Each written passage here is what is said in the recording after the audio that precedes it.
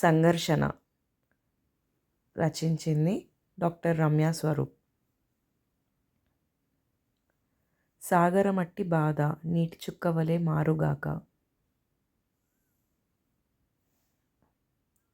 నింగి అంతటి వ్యధ తెగిన గాలిపటం వలె ఎగిరిపోవుగాక.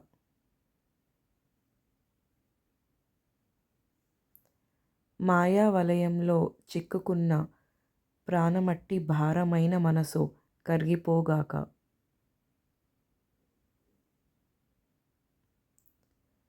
శూన్యమంటి మానసిక సంఘర్షణ నీటి బుడగవలే మాయమవ్వుగాక.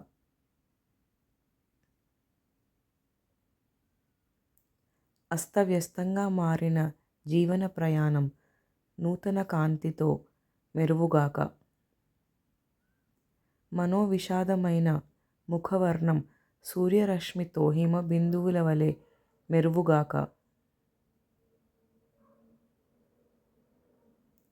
జీవన పర్యంతం వచ్చు కష్ట నష్టాలను భరించి తోటివారికి నవ్వుల జల్లును అందించే శక్తిని ఆశ్రయిస్తూ. ధన్యవాదములు.